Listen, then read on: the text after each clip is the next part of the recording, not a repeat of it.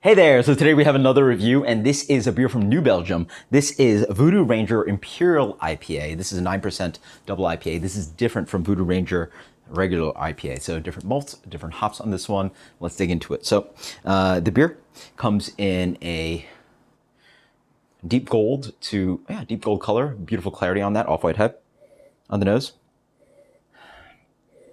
Has almost like a phenolic, it might be booziness, but almost like a Belgian phenolic thing. But slightly piney, slightly sweet. Actually, the malts in this one is actually pale and black malts versus a lot of your classic IPAs, double IPAs will use crystal or caramel malts. And then the hops are a combination of a little bit of sea hopping and then some updated new age hops. Yeah, it smells a little bit soapy, a little bit floral. Smells great. Cheers. Despite those descriptors, decent, good nose on this one.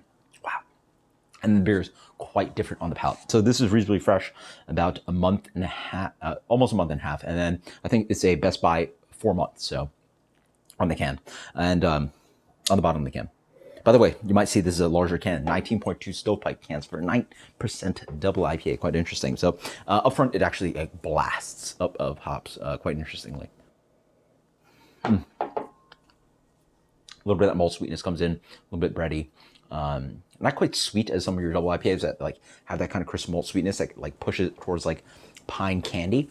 It has like a floral element to it and that kind of like pine needle and like cleaner kind of thing, accentuated by that phenolic kind of note that I was talking about, along with some booziness. So like has that kind of like solventy note to it, but it's played with a lot of like potpourri, pine, hint of a little bit of citrus driving there, almost like a minty kind of note to it.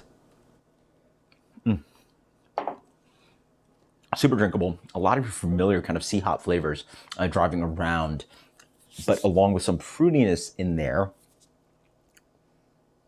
keeping it a little bit more fresh. So again, it's almost like a dried citrus peel thing dancing around, and then the malt is again pushing in a little bit of breadiness, slight biscuit note without that intense sweetness. So really what you get is like a West Coast kind of like hop profile, a little bit updated.